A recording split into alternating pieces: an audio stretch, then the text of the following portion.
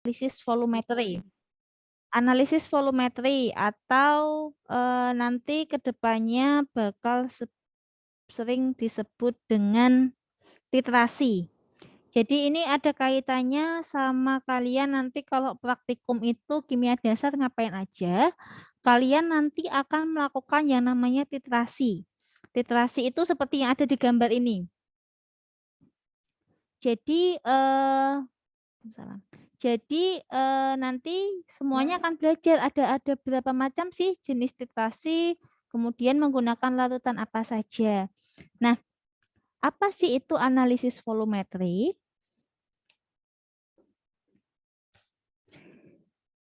Jadi analisis volumetri adalah analisis yang didasarkan pada pengukuran volume suatu larutan yang konsentrasinya diketahui dengan pasti, yang dibutuhkan untuk bereaksi sempurna dengan suatu zat yang akan ditentukan konsentrasinya.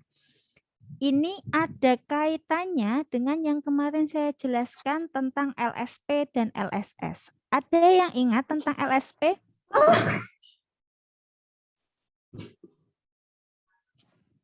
Ada yang ingat tentang LSP? Dari 142 mahasiswa, ada yang ingat tentang LSP? LSP, LSS? Larutan standar primer, Bu. Betul. Kalau LSS? Larutan standar sekunder. Oke, bedanya LSP dan LSS? Kalau LSP dia normalitasnya udah diketahui. Kalau LSS itu harus dicari dulu. Nah, betul. Jadi suatu analisis yang menggunakan pengukuran volume yang larutannya sudah diketahui dengan pasti, untuk mengetahui larutan yang lainnya, itu namanya adalah analisis volumetri. Jadi kita butuh suatu volume yang sudah diketahui, suatu larutan yang sudah diketahui konsentrasinya atau normalitasnya dengan pasti, dan juga satu larutan lagi yang belum diketahui normalitasnya secara pasti, kemudian mereka dijadikan satu supaya bereaksi sempurna. Nah, proses itu dinamakan analisis volumetri. Atau secara sederhananya proses itu sering disebut dengan nama titrasi. Makanya kenapa analisis volumetri itu punya nama lain analisis titrimetri. Karena hampir menyatu dari kata titrasi. Nah, larutan yang diketahui konsentrasinya disebut dengan larutan standar atau larutan baku. Jadi larutan standar atau larutan baku itu nama lain dari siapa? LSP atau LSS? LSP. LSP, betul. Ya, jadi ketika nanti kalian menggunakan LSP dan juga menggunakan LSS, kemudian nanti sudah bereaksi dengan sempurna, diketahui dengan adanya namanya TAT, titik akhir titrasi, yang mana terjadi perubahan warna atau terjadi penggumpalan atau ada kekeruhan seperti itu. Nah, analisis volumetri itu ada beberapa bagian yang nanti kita harus belajar pada pertemuan ini. Ada yang namanya titrasi netralisasi. Jadi titrasi netralisasi ini dia itu dibagi menjadi dua.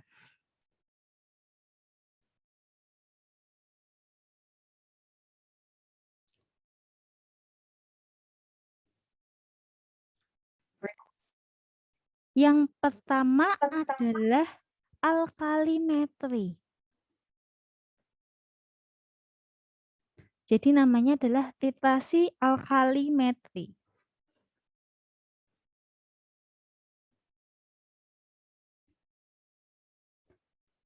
Kalau titrasi alkalimetri, kata kuncinya dia adalah titrasi yang menggunakan larutan standar alkali atau yang bersifat basa. Jadi nanti di alkalimetri itu LSP-nya pasti basa.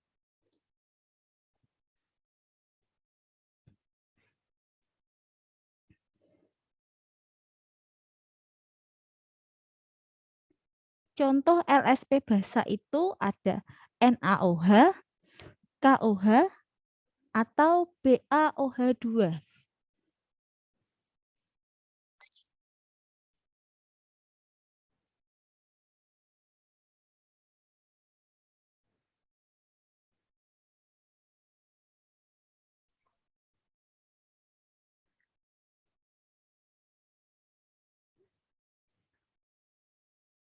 Kalau alkali itu basa, asidi itu asam.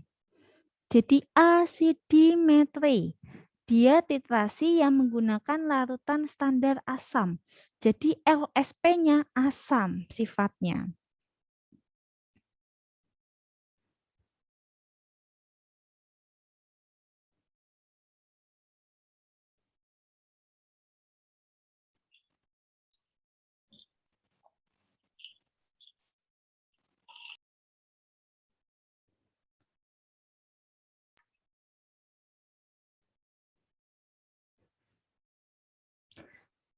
Kemudian contoh dari larutan standar asam itu ada HCl, ada H2SO4. Oke, sampai sini. Saya pengen ada satu orang yang menjelaskan kepada saya apa itu analisis volumetri. Tidak usah membaca, disampaikan saja secara lisan.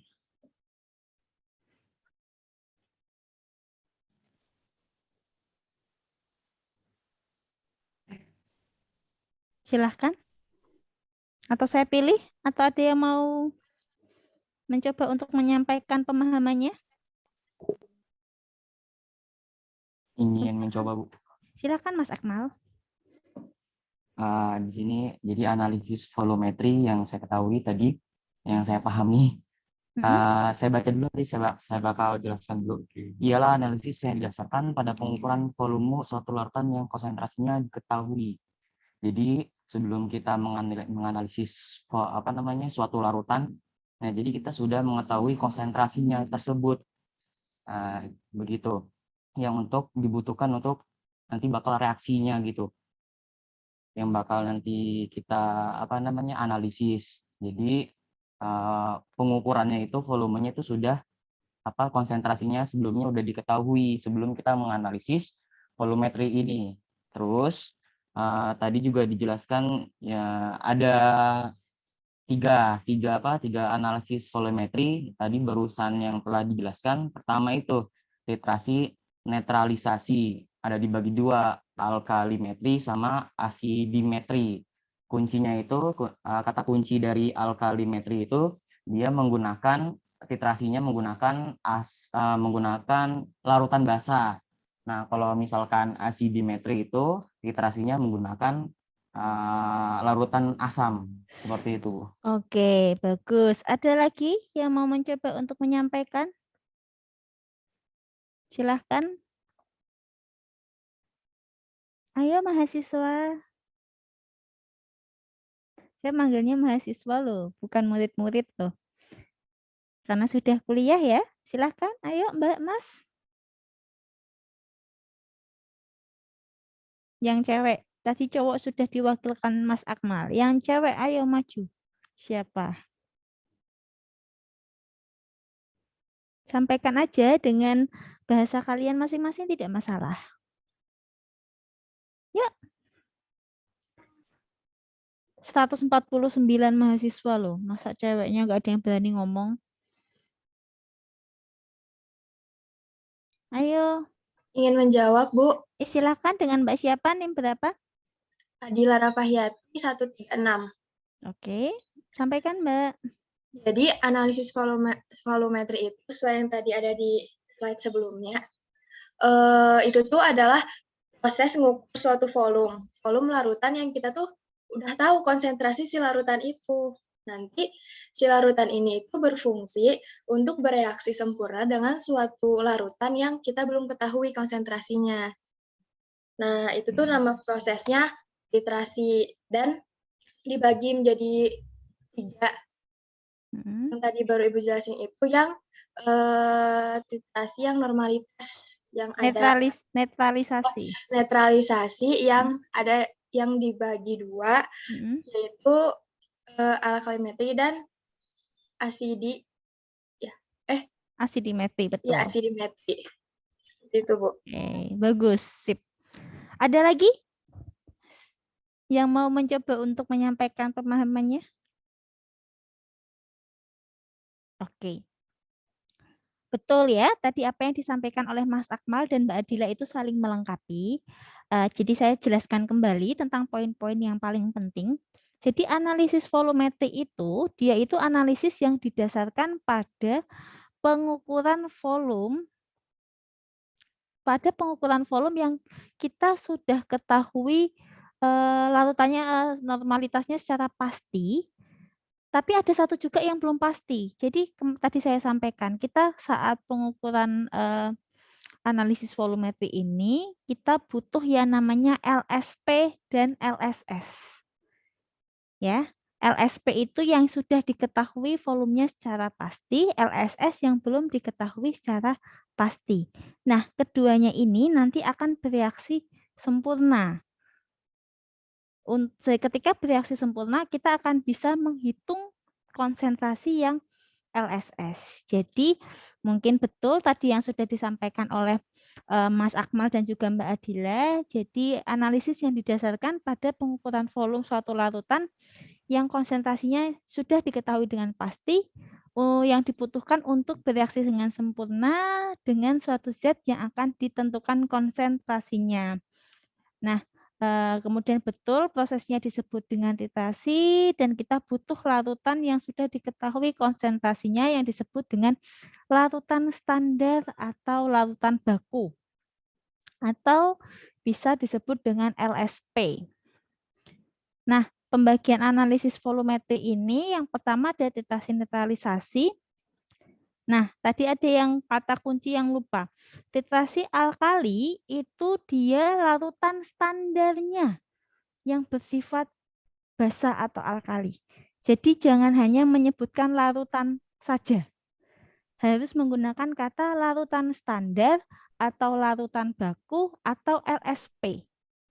Karena ketika proses titrasi itu kita menggunakan dua jenis larutan. Ada LSP dan LSS. Nah, yang harus pada alkali, alkali itu yang larutan standar, yang LSP-nya. Pada asidi yang harus asam itu larutan standarnya.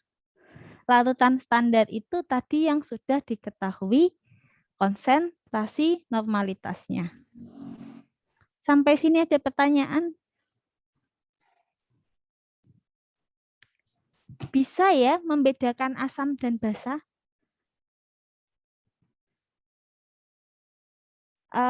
Yang dulunya anak IPS atau bukan anak IPA dikasih tanda raise hand ya.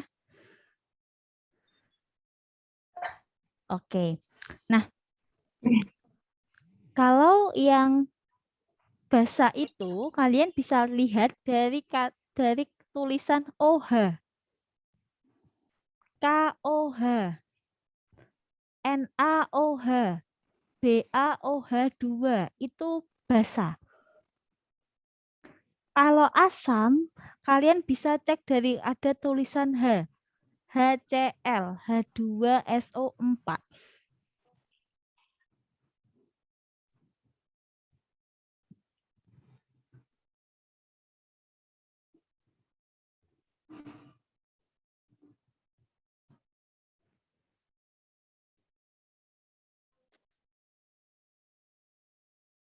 Nah, ciri lain dari reaksi titrasi netralisasi ini, netralisasi tujuannya supaya netral. Jadi nanti asam ditemukan dengan basa, basa ditemukan dengan asam. H plus ditemukan dengan OH-. Sehingga ketika H plus ketemu sama OH-, itu mereka tidak terjadi perubahan bilok. Perubahan bilok itu perubahan apa? Itu loh yang misalkan kalian misalkan H plus, OH-, itu tidak ada perubahan karena mereka di situ tujuannya hanya untuk menetralkan keduanya. Jadi nggak ada perubahan bilog dan juga tidak terjadi endapan.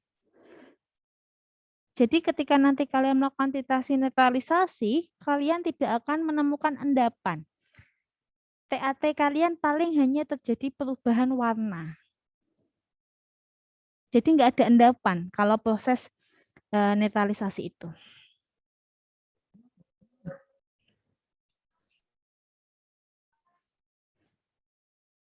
Kalau titrasi netralisasi ada dua, alkalimetri dan asidimetri, kita masuk jenis yang kedua. Yang kedua namanya adalah titrasi redoks. Titrasi redoks itu jenisnya ada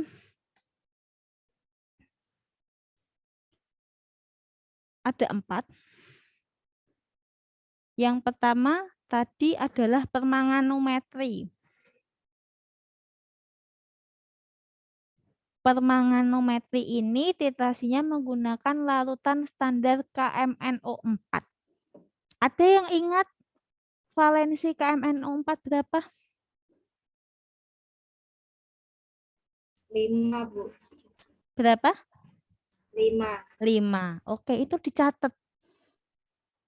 Karena nanti digunakan untuk menghitung normalitas. Permanganometri adalah salah satu titrasi yang akan kita lakukan di praktikum kimia nanti.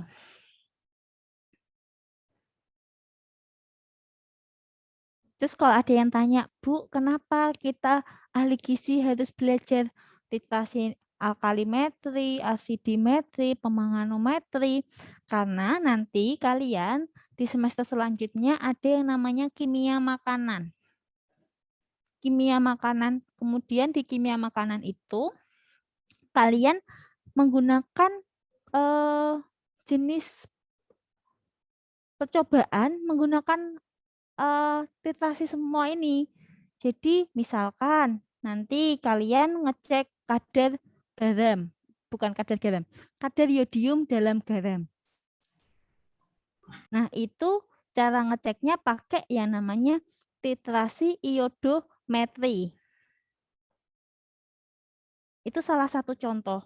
Nah, sekarang bagaimana kalian langsung bisa kalau seandainya langsung ngecek kadar garam dalam kadar yodium dalam garam. Kalau seandainya kalian tidak diperkenalkan terlebih dahulu dengan cara-cara untuk penelitian secara kimia di lab seperti apa. Jadi tujuannya kimia itu seperti itu. Kita belajar basicnya dulu. Jadi nanti kalian misalkan dalam nanti praktikum kimia itu pasti ada tujuannya. Kenapa sekarang kalian belajar titrasi permanganometri, kenapa belajar titrasi iodometri, itu ada tujuannya seperti itu. Nah, kemudian yang pertama itu kan permanganometri, yang kedua ada yang namanya iodometri. Nah, ini yang saya sampaikan. Iodometri ini nanti buat ngecek kadar garam, kadar yodium dalam garam. Jadi nanti kalian kalau praktikum, kalian bisa membandingkan beberapa garam, kemudian dicek yodiumnya yang paling tinggi itu yang mana sih? Walaupun kalau di kalian beli itu pasti ada tulisannya mengandung garam beriodium. Tulisannya garam beriodium semua, cuman kita bisa tahu nih yodium yang paling tinggi itu mana. Kemudian selain permanganometri sama iodo, ada yang namanya bromatometri sama bikromatometri. Ini C sama D kita tidak pergunakan karena jarang digunakan untuk analisis pangan. Hanya A dan B yang sering kita gunakan untuk analisis pangan.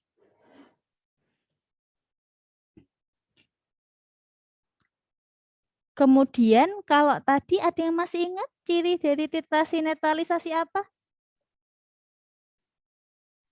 Tidak terjadi perubahan bilog dan endapan.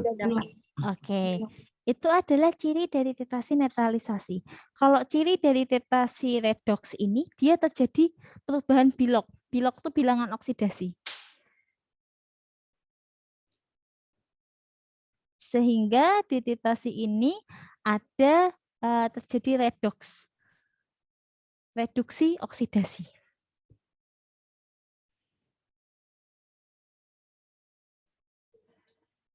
Oke.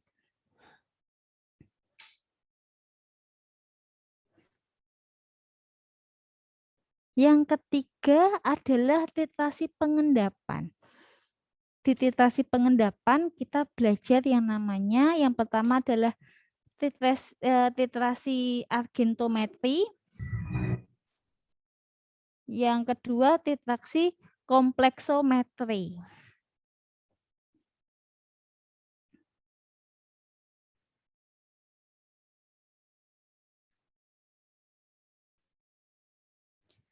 Nah, di kedua titrasi ini, dia selain titrasi pengendapan, ada juga yang dia pembentukan kompleks. Pembentukan senyawa kompleks itu pada kompleksometri.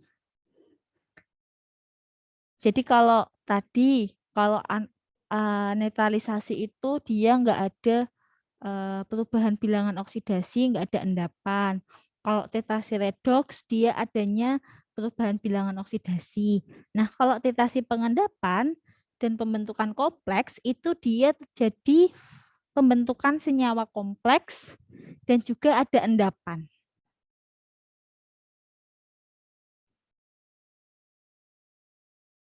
Jadi nanti kalian pas praktikum argento atau komplekso, kalian akan melihat ada endapan atau keruh, warnanya keruh, atau ada perubahan warna yang mencolok gitu. Jadi dari 3 jenis titrasi ini masing-masing punya spesifikasinya masing-masing. Punya ciri khasnya masing-masing.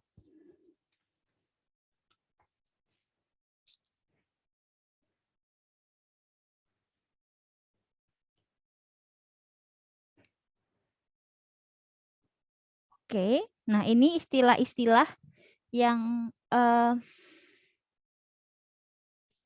kita gunakan, istilah dalam titrimetri atau titrasi.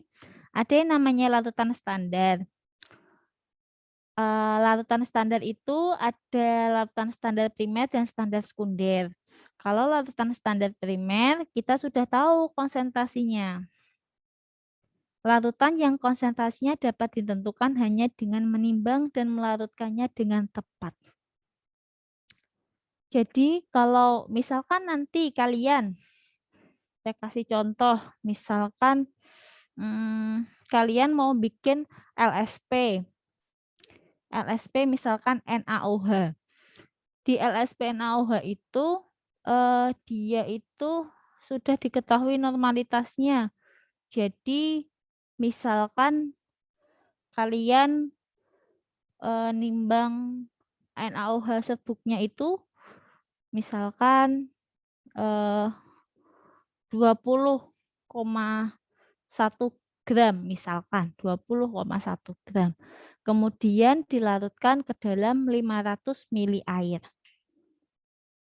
Dari situ kalian sudah bisa ngitung normalitas kan? Tertimbang NaOH 20,1 gram ke dalam larutan 500 ml. Sudah bisa ngitung normalitas apa belum? Sudah, karena tinggal ngitung MR-nya dan juga ngitung normalitas ya. Sudah diketahui. Jadi nanti kalian kalau praktikum seharusnya itu kalian betul-betul nimbang dari awal.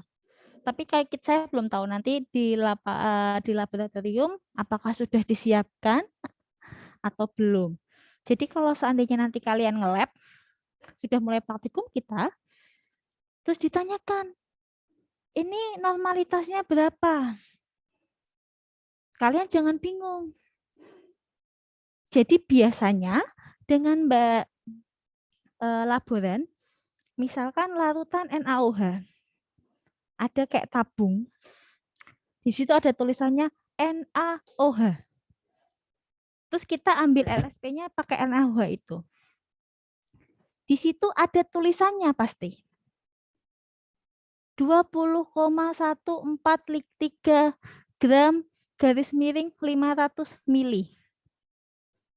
Artinya apa? Mbak laboran tadi ngebuat larutan NaOH-nya dengan menggunakan NaOH sebanyak 20,1234 gram dimasukkan ke dalam larutan 500 mili. Jadi kalau ditanya sama Pak Joko, berapa normalitasnya? Itu kalian tinggal nyari. Kalian jangan pusing. Kalian langsung lari ke belakang, lihat di tabung yang tadi itu tulisannya berapa.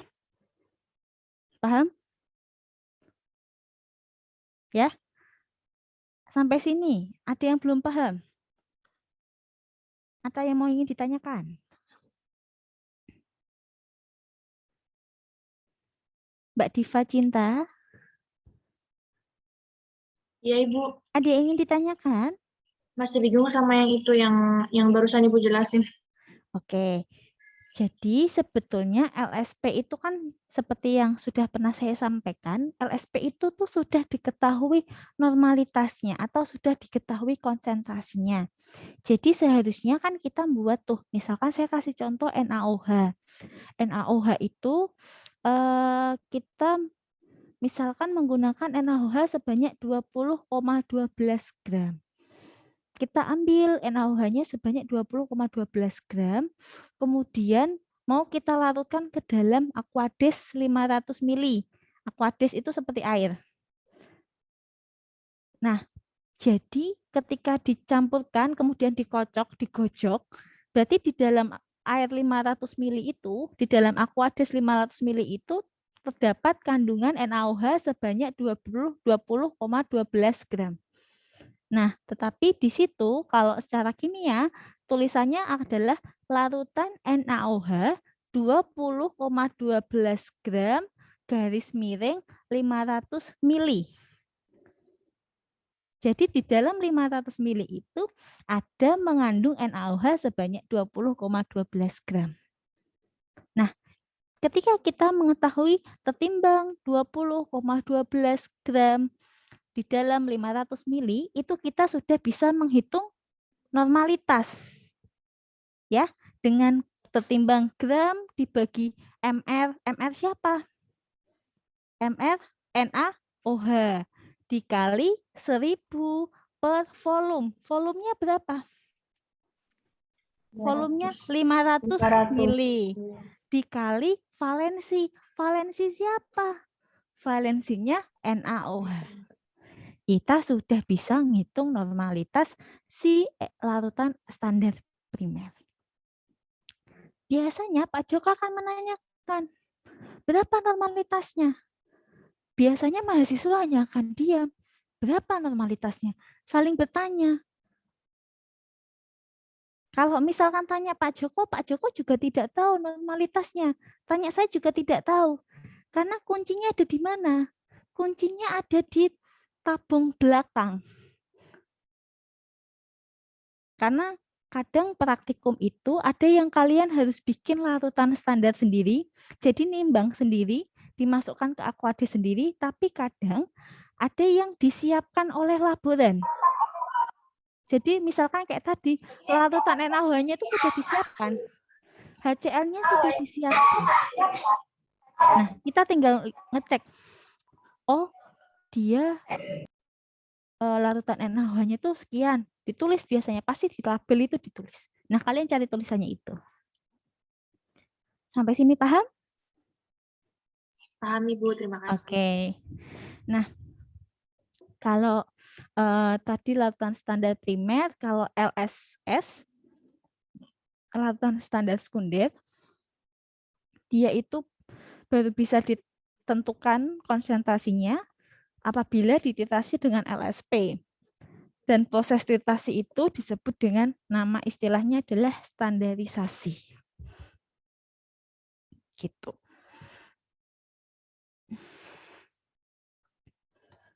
Kita sampai jam berapa ya, Mbak? 8.20. Oke. Ini sama, jadi standarisasi itu usaha untuk menentukan konsentrasi LSS dengan LSP ya. Ini sama aja, istilahnya sama aja. Ini enggak usah. Ini adalah contoh bahan yang bisa digunakan sebagai LSP dan ini bahan yang bisa dijadikan LSS. Nah, ini yang kita harus pelajari. TAT, titik akhir titrasi, adalah kunci terjadinya reaksi sempurna. Jadi kalau kita melakukan titrasi, kemudian kedua antara LSP dan LSS sudah bereaksi secara sempurna, itu ada kodenya. Kodenya dengan apa? TAT. TAT adalah titik akhir titrasi.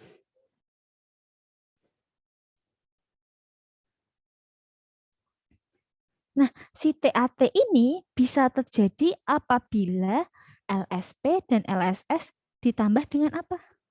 Kemarin saya cerita. Indikator.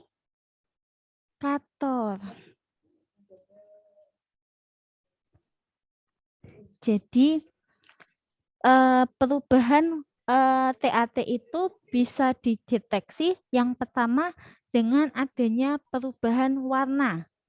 Perubahan warna kebantu terjadi karena adanya indikator. Jadi kalau seandainya nanti kalian praktikum di lab sampai berjam-jam kok tidak terjadi TAT, biasanya mahasiswa lupa menambahkan indikator.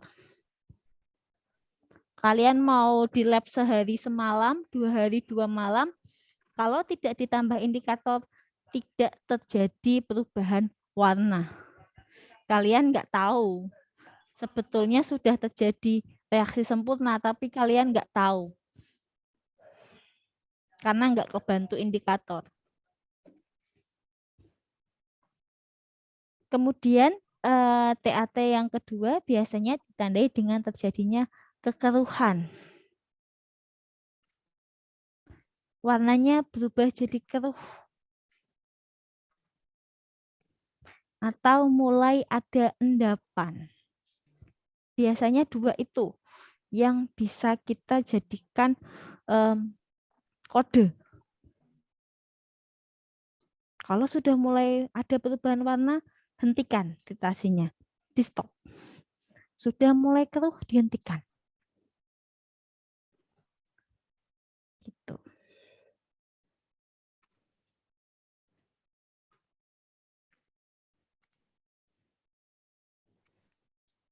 Nah,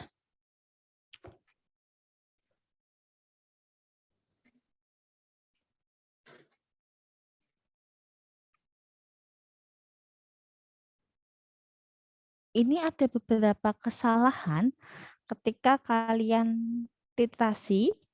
Biasanya ada penyebabnya. Yang pertama, kehilangan karena tumpah saat penimbangan atau pemindahan larutan atau buret bocor dan salah pipet. Jadi nanti ketika kalian praktikum, kalian harus cek apakah alat-alatnya itu dalam keadaan baik atau tidak. Karena kalau seandainya kalian menggunakan buret yang bocor, itu biasanya akan mempengaruhi analisisnya. Jadi kalau misalkan kok di buretnya itu ada tes kayak udah netes gitu, kalian ganti aja. Bilang ke saya atau bilang ke laborannya untuk diganti. Karena itu nanti mempengaruhi perhitungan standarisasinya. Kemudian yang paling penting adalah yang kedua karena kontaminasi. Hati-hati. Jadi nanti kalian kalau seandainya praktikum, pas baru masuk awal, baru mau dimulai, semua yang ada di situ alatnya dibilas dengan Aquades. Buretnya dibilas dengan Aquades, tabung reaksinya dibilas dengan Aquades, semuanya dibilas. Karena kalau zat kimia tercampur itu biasanya dia kontaminasi. Saya kasih contoh, sebelumnya di situ buat HCl, terus dipakai NaOH. Rusak NaOH-nya karena tercampur dengan HCl. Padahal dalam proses titrasi itu kalian harus hati-hati, jangan sampai terjadi kontaminasi. Karena kita mau cari normalitas si LSS. Kalau terjadi kontaminasi, nilainya jadi tidak valid. Ya. Jadi kalau seandainya misalkan pipetnya ini sudah buat pipet HCl. Jangan buat pipet NaOH. Pipetnya pakai sendiri-sendiri. Itu salah satu contoh. Kemudian kesalahan lain biasanya salah mencampurkan larutan setelah diencerkan. Salah, jadi kadang misalkan yang harusnya LSP sama LSS suka ketukar. Yang ditaruh LSP di mana, LSS di mana suka ketukar. Nah, nanti kalian akan saya beri video supaya nanti kalian ada pandangan. Jadi sebelum UTS ya, nanti saya akan kasih contoh yang asidi sama alkalimetri dulu. Jadi nanti kalian bisa belajar, kalian bisa bikin catatan. Kemarin sudah saya suruh bikin catatan semacam tabel gitu, belum nggak sih? Belum ya? Belum ya? Jadi nanti kalau kalian nonton video, misalkan video asidimetri, silahkan kalian tulis di asidimetri itu LSP-nya itu larutan apa? Nama larutannya apa? Kemudian di LSS nama larutannya apa? Atau dari video itu kalian lihat dulu nggak apa, nggak usah bikin tabel nggak apa. Bikin tabelnya dari buku panduan saja, cuman pas kalian nonton video itu kalian lihat, oh cara melakukan titrasi itu seperti itu. Penambahan indikatornya di saat kapan, itu dilihat. Kemudian bisa jadi ada juga kesalahan karena LSP-nya kotor. LSP kotor itu biasanya karena sudah terlalu lama cairannya. Buatnya sudah lama, jadi bisa menyebabkan kontaminasi. Salah nimbang, salah baca buret. Nah, salah baca buret itu yang hati-hati. Jadi pas baca, kalian harus matanya itu segaris dengan mata buretnya itu. Jadi harus hati-hati. Kemudian ada juga yang salah pakai indikator. Jadi yang misalkan indikatornya harusnya apa, ditambahnya apa. Makanya nanti kalau misalkan kalian mau praktikum, saya kasih panduannya, saya suruh kalian buat bikin tabel. Nanti mungkin bisa itu. Biar kita nggak ada kesalahan. Jadi pas mau nge-lab kalian sudah tahu, oh pakai ini, indikatornya ini sudah tahu. Gitu. Baik, ada waktunya sudah lewat ya. Habis ini masih ada kuliah ya? Iya, masih, Bu. Oke, sebelum kita tutup, ada yang ingin ditanyakan? Nah, saya izin bertanya, Ibu. Silakan dengan Mbak siapa? Gusti. Mbak Gusti, silakan Mbak Gusti. Ini mau tanya, tadi kan Ibu ada jelasin tentang titrasi volumetri. Nah, titrasi volumetri itu kan titrasi netralisasi. Yang pertama, nah itu tuh apakah sama titrasi asam basa yang kayak kita pelajarin waktu SMA? Hampir sama. Oh, jadi yang kayak alkalimetri sama asidimetri itu sama aja kayak titrasi asam, titrasi basa sama titrasi asam. Iya. Oke, itu aja Ibu. Iya, betul. Makanya kenapa tadi saya sampaikan, sebetulnya kenapa sih awal mula kenapa ada mata kuliah kimia dasar? Karena nanti kita ada kimia makanan. Di kimia makanan itu kita menguji zat-zat yang terkandung di dalam makanan. Nah, masalahnya ketika menguji itu kita menggunakan titrasi. Ada yang pakai titrasi asidi, ada yang alkali, ada yang standarisasi biasa, ada yang permangano, ada yang iodo. Sehingga kalian diberi space belajar prakteknya dulu tentang titrasi semua itu di mata kuliah ini. Gitu. Kalau kalian langsung masuk kimia makanan pasti pusing. Jadi kita belajar basicnya dulu di kimia dasar ini, supaya nanti ketika kalian kimia makanan, kemudian pengawasan mutu makanan, itu kalian ilmunya sudah bertahap, sudah punya basicnya dulu. Gitu. Jadi kalian belajar kimia dasar di S1 gizi ini bukan untuk jadi ahli kimia, bukan. Tetapi mempersiapkan kalian nantinya buat bisa mengetahui kandungan makanan yang di dalam kimia, kandungan kimia yang dalam makanan, dan juga untuk bisa ngecek pengawasan mutu makanan seperti itu. Ada lagi yang mau ditanyakan? Mohon maaf Bu, izin bertanya. Silakan Mbak Anissa. Tadi kan dijelaskan ada analisis volumetri, ada 3 bagian ya Bu?